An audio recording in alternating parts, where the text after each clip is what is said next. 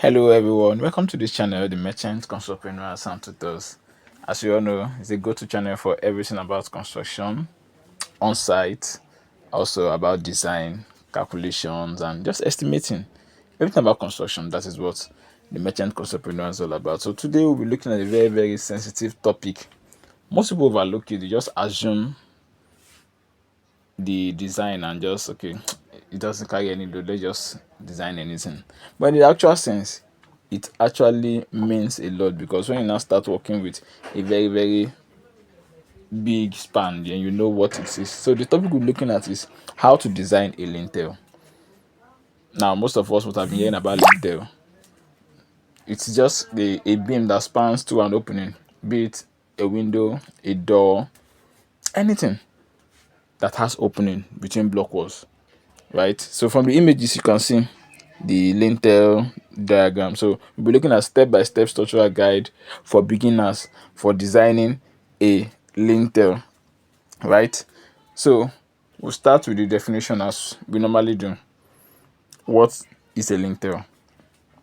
Now, in the simplest explanation, right, a lintel is a beam that spans through an opening, just as I explained initially.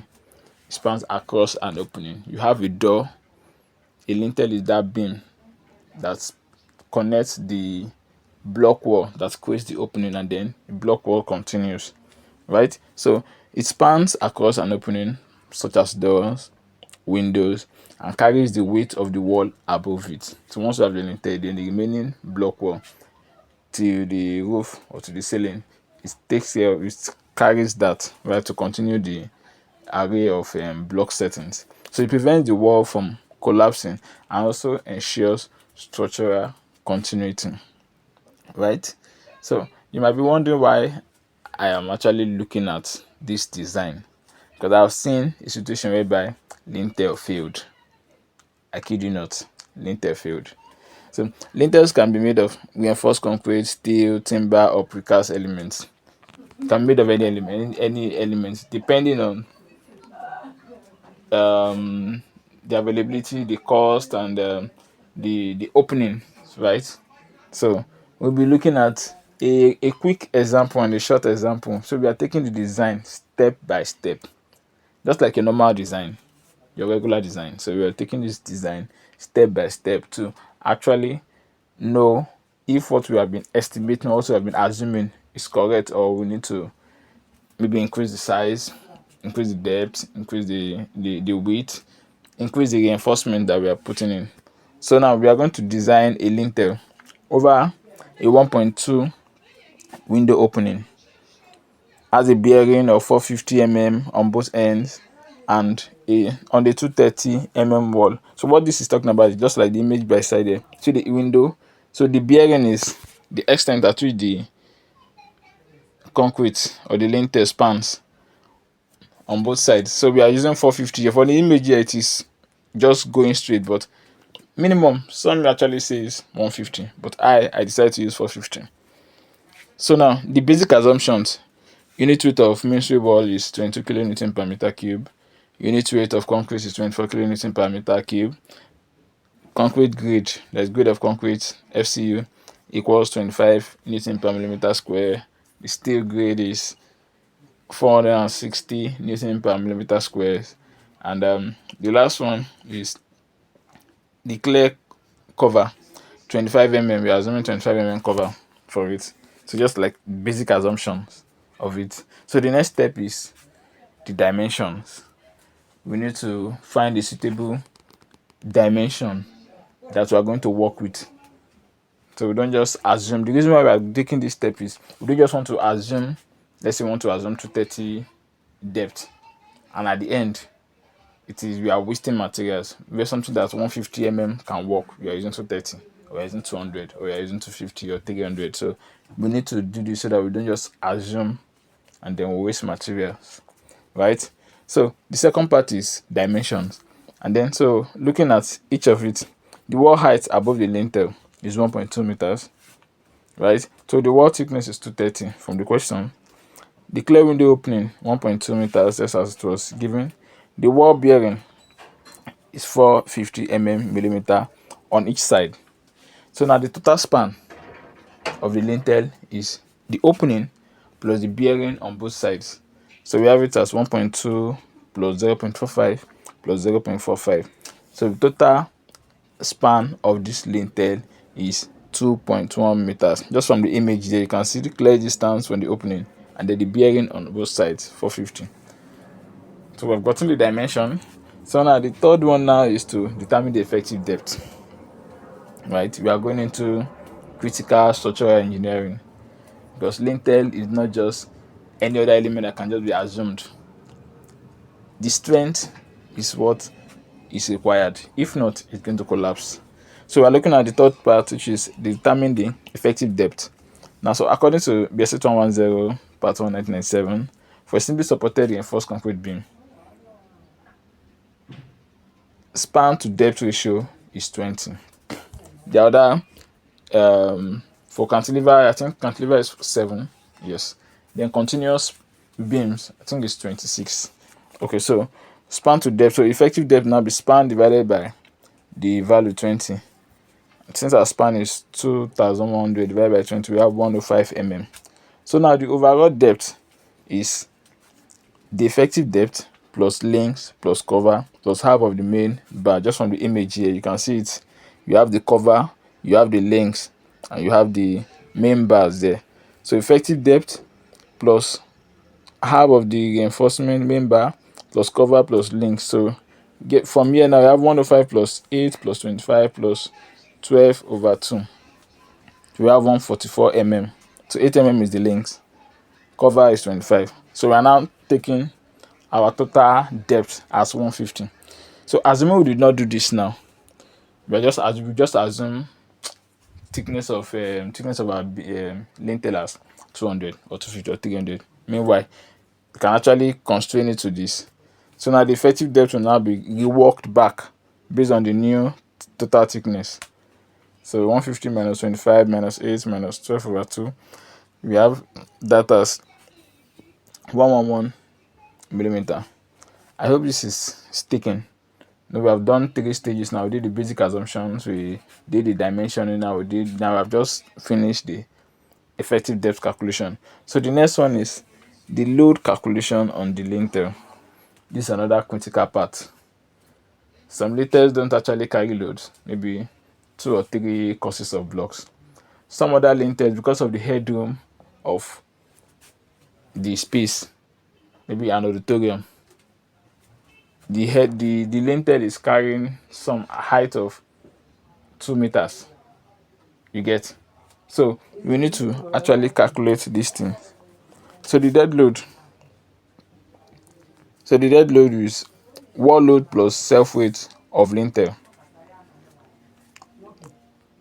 The wall load, so we are looking at 2 things now. Sorry, so the dead load is the wall load and then the self weight of the lintel. So wall load is unit weight of block wall multiplied by thickness and height. So 22 multiplied by 0.23 plus 1.2 equal to 6.072 kilonewton per meter.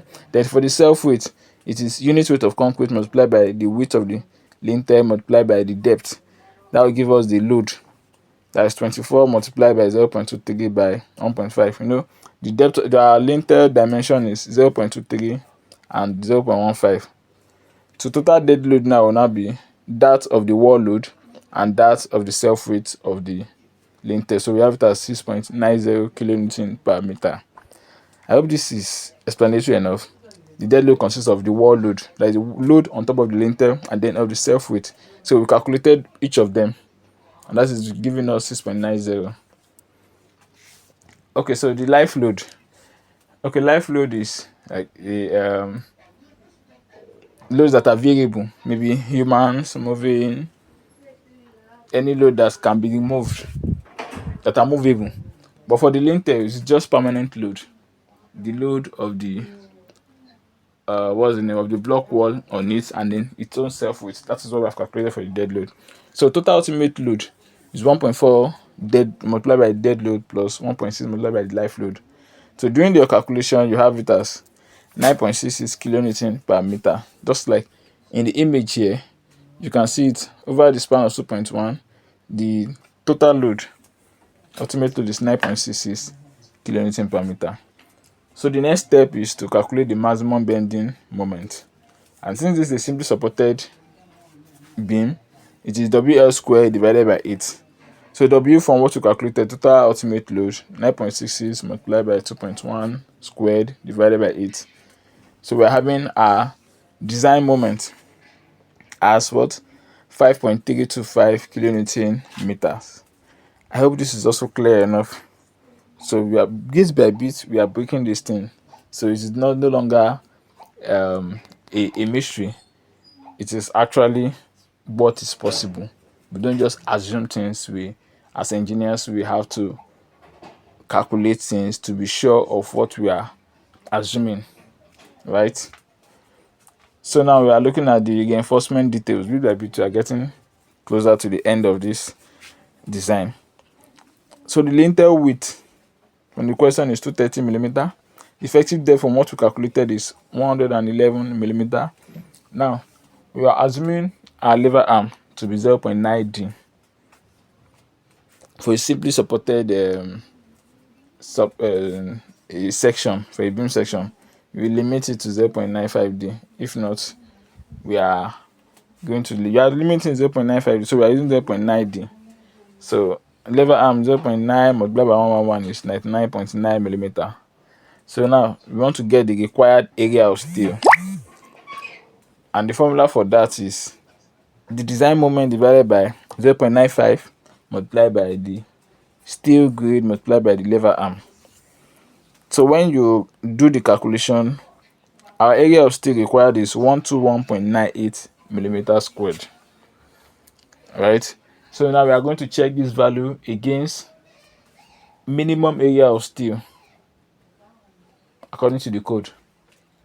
That will now guide us what we are going to use to provide the reinforcement, because if the area of steel required is less than minimum, we are going to start with a value that's above the minimum.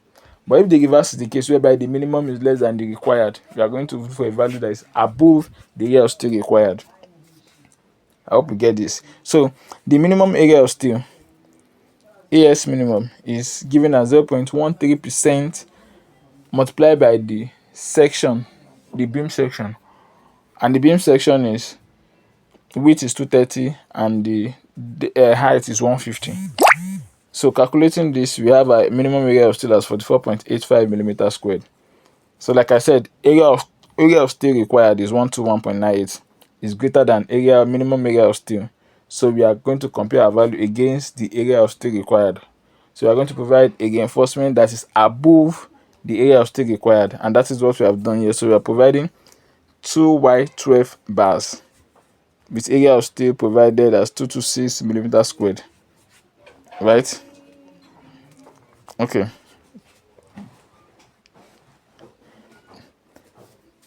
Then hanger bars, since we are using a stirrup that has 4 edges, so if we calculate for that, so we just have hanger bars at the top, right, since it's a singly reinforced section, right? So now we are going to also calculate for the stirrups. Just estimate and assume what we use. So we are using stirrups 8 mm diameter, just as we have assumed, spacing it as 200 mm center to center. So we want to know the number of stirrups that we need for that particular lintel we are working with, and that is span divided by spacing plus 1.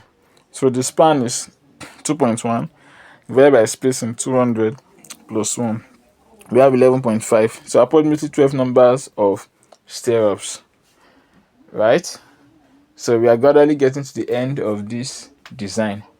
Just a very short design that is needed, so we don't make assumptions, we don't over design, or we don't overestimate, or we don't underestimate. So that's the reason for the design. So the next thing we are going to look at is deflection check. So we are taking our multiplication factor as 1.5, usually limited to 2.0, so we are taking 1.5 for our multiplication factor. Now the basic span to depth ratio for simply supported is 20 from the code BSC 2110. So then allowable now is the basic L over D multiplied by multiplication factor, that is 13, Then the actual is 118.92. So since the actual is 18.92 is less than the allowable, so deflection check is okay. And once deflection check is okay, you are good to go, right? You are good to go. Once deflection check is okay, your effective depth is confirmed, your total depth is confirmed of the section, right? So in summary now, we did so many steps. By first, we make our assumptions, we did the dimensioning, then we calculated the effective depth, we calculated the loading, the moment, we did for the reinforcement, for the stirrups, and ultimately for the deflection check, and everything was okay. So in summary, the bottom bar, we have two numbers of 12 diameter bar, hanger bars, two numbers of 12 diameter bar, stirrups, 12 numbers of 8 diameter bar at 200 spacing, concrete cover 25 okay, lintel dimension 230 by 150 lintel, right? So this is perfect, right? Very, very perfect. So you can use this to estimate for numerous number of lintels, whether for doors, for windows, still the same procedure. Just use this to estimate for everything and you are good to go. You have nothing to worry about, right? Thank you for watching this video to the end. I hope you got value from this video. Please like, share and subscribe to this channel. Invite your friends, tell them about this channel and what this channel is actually exposing. It is rare to see somebody that will actually break these things down for you. And as young engineers on site, you need to know all these things at the back of your hand, so that anytime you are being called upon, you are good to go. You know what to do, you know how to challenge it.